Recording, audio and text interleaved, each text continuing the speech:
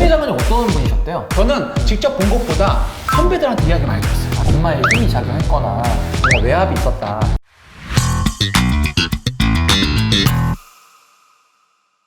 정보 전달이 조금 늦을 수도 있습니다. 변호사라고 다 하는 것도 아닙니다. 배준철 신인규의 이슈. 오늘은 저희가 최근에 많은 논란이 됐었던 추미애 장관 아들의 군 휴가 특혜 논란에 대해서 좀 알아보려고 합니다. 군대에서 가장 좋아했던 게 뭐가 있어요? 군대에서요. 군대리야? 군대리야? 밀리터리 버거? 웨이트를 먹어? 걸그룹 아닌가 사실? 걸그룹. 누구? 소녀시대? 저는 러블리즈? 군인들이 가장 좋아하는 거는 아마 휴가일 거예요. 맞아요. 휴가예요, 휴가. 휴가 너무 달콤하죠. 그러면 이 논란의 중심에 서 있는 추미애 장관, 혹시 추미애 장관에 대해서 좀 아세요? 한번 소개 한번 해주시죠. 추미애 장관님은 저희가 잘 알고 있어요. 네. 왜냐면 저희 대학교 선배님이시기 때문에 맞아요. 제가 또 깊숙이 연구해 왔습니다.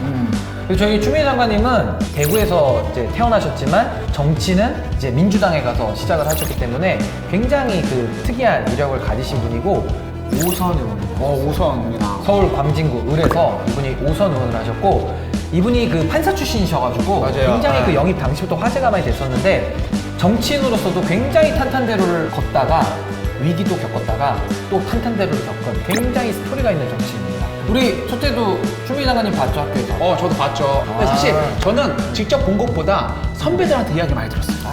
추미애 장관님 어떤 분이셨대요? 학교 다니실 때. 외모가 좀 뛰어나셔서 되게 인기가 많았다고 하시더라고요. 근데 이분이 정치인으로서도 뭐 중간에 우여곡절이 있었던 게 2004년도에 그 탄핵 사건이 있었거든요. 노무현 대통령 탄핵이 있었는데 그때는 이분이 탄핵을 이제 추진을 하다 보니까 역풍을 맞아가지고 그때 391배를 하셨어요. 맞아요. 그래서 391배가 뭔지 아시죠? 세 걸음 갔다가 절을 한번 하고 또 일어나서 세 걸음 세 걸음 하고 또 절. 이걸 하시고 얼마나 허리가 아프셨겠어요.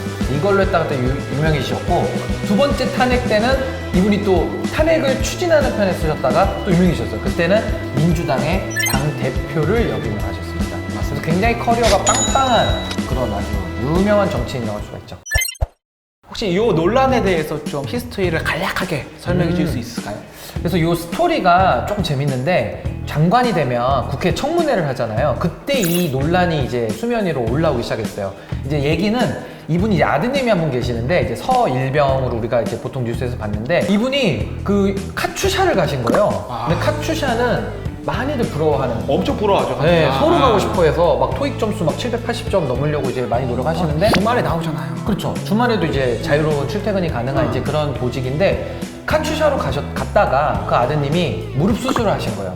그래서 무릎 수술을 했는데 이제 병가를 내고 수술을 했다가 이제 기간이 꽉 찼는데 붓기가 안 빠지니까 이제 부대에 복귀를 할 수가 없잖아요. 맞아요. 그래가지고 이제 이분이 이제 엄마한테 SOS를 칩니다. 그래서 이제 엄마를 통해 가지고 이제 보좌관 뭐 이런 분들을 통해서 이제 부대로 연락을 해서 이제 합법적으로 이제 이걸 밟았다라고 주장을 하셨는데 또 이거를 반대하는 측에서는 뭔가 이거는 엄마의 힘이 작용했거나 뭔가 외압이 있었다 이러면서 이제 다른 단체들에서 이제 고발이 들어가면서 이 사건이 촉발이 된 거죠. 그래서 결국은 10개월 동안 수사를 하면서 서울 동부지검에서 최종적으로 모두에 대해서 불기소 처분을 내렸습니다. 맞습니다. 추미애 장관 그리고 그 아들 서일병 그리고 그 보좌관까지 다 모두 불기소 처분을 내렸죠. 맞아요. 그래서 저는 되게 이거 보면서 궁금한 게 지금 우리 구독자분들께서도 궁금해하실 것 같은 게 검사님들이 수사를 하잖아요. 맞습니다. 그러려면 이제 누군가 그걸 시작을 해야 되는데 고소와 고발이 있다고 들었어요. 맞습니다. 이걸 시작하는 그 행위가 고소 고발이라는 거죠. 그럼 고소 고발의 차이가 어떻게 되는지 좀 궁금해하실 것 같아요. 쉽게 설명해 드리면 이런 겁니다. 고소는 피해자가 하는 거라고 보시면 되고요. 고발은 피해자가 아닌 제3자가 하는 거라고 보시면 됩니다. 사실 이거는 피해자가 없거나 혹은 제3자이기 때문에 고발하는 경우가 맞았죠, 사실. 이건 고발로 이제 수사가 시작이 된 맞습니다. 것 같고요. 네.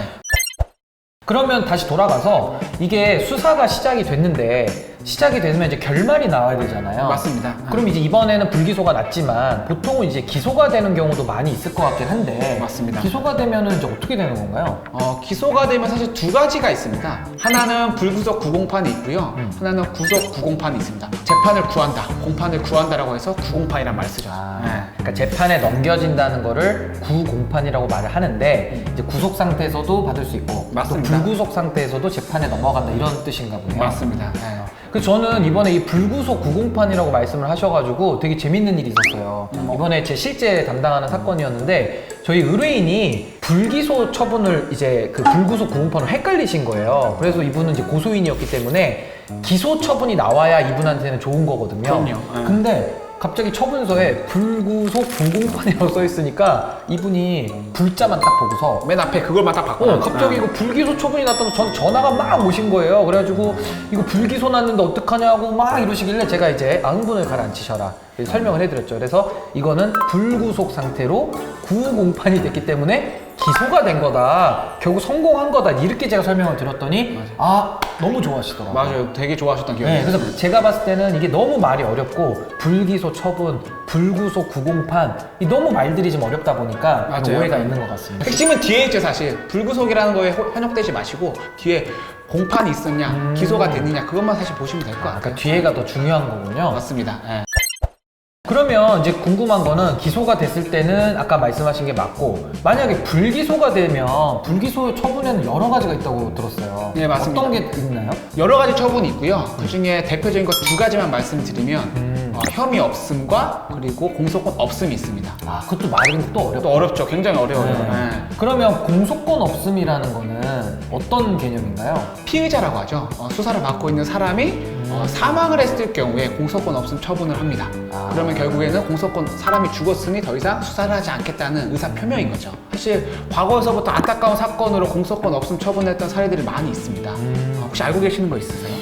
그 이제 아마 뭐 그런 것 같아요. 수사를 받다 보면 상당히 압박이 심하게 올 때가 있어요. 그러니까 예를 들면 뭐 뉴스에서 막 이목이 집중된 사건들이 있거든요. 맞아요. 뭐 정치인들이라든지 재벌 총수들이라든지 이런 분들이 있는데 가장 기억에 남는 거는 좀 안타까운 일이지만 옛날에 그 불법 대북 송금 특검 사건에서 그 정몽원 현대그룹 회장님이 회장님이죠. 그때 이제 수사 받으시다가 이제 중간에 돌아가신 경우가 있는데 그때 이제 아마 공소권 없음 처분으로 종결이 됐던 선례가 있고요. 또 다른 것도 또 몇 개가 있죠. 네, 있습니다. 최근에는 박원순 전 시장도 있었고요. 최근 얘기네요. 과거로 넘어가면 노무현 전 대통령도 있었고요. 그래서 공소권 없음 처분이 나면 이제 그 수사 절차는 그 자리에서 이제 종결이 되는 걸로 이해를 하시면 될 것 같아요. 맞습니다. 그러면 아까 말씀하신 대로 공소권 없음은 이제 많이 있는 일은 아니고 맞습니다. 보통 많이 있는 게 아마 이 혐의 없음으로 인한 이제 불기소 처분일 텐데 그건 뭐 어떤 개념이에요? 네, 혐의 없음은 쉽게 말하면 증거가 불충분해서 혐의가 없거나 혹은 증거는 충분하지만 이 사람들의 죄목을 따져봤을 때 죄가 안 된다거나 위법성이 조각되는 걸 말하죠, 사실. 근데 말이 이것도 또 어렵네요. 네, 쉽게 말하면 이 사람은 죄가 없는 걸로 판단된다 라는 사실 표시인 거죠. 뭐 사람이 죽었거나 그런 게 아니라 그러면 죄가 없으면 이거네요. 판단된다. 고소를 당했는데 혐의 없음 증거 불충분이 나오면 굉장히 좋은 거네요. 굉장히 좋죠, 사실. 그렇죠. 그러니까 수사 단계에서 이제 끝나는 거니까 맞습니다. 재판에 넘겨지지 않으니까요. 네. 그래서 최근에 이 추미애 장관 그리고 그 아들 그리고 보좌관까지 바로 이 혐의 없음 처분이 나온 거죠. 물론 이 불기소라는 게 어떤 확정력을 갖고 있지는 않기 때문에 나중에 다시 수사를 할 수는 있거든요. 근데 일단은 법률적으로는 불기소 처분이 남으로써 이 사건은 이제 일단락 됐다고 봐야 됩니다. 하지만 정치적으로는 아직 이슈가 남아있을 것 같아요.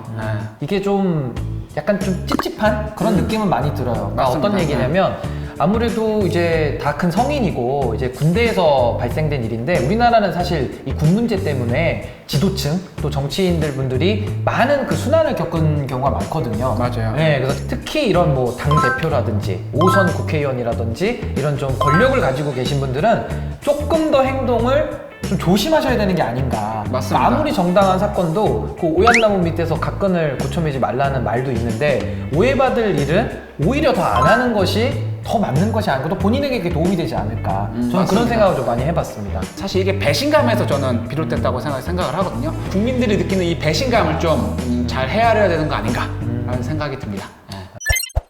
저희가 오늘 준비한 주제는 여기까지고요. 다음에는 더 좋고 알찬 주제로 찾아뵙도록 하겠습니다.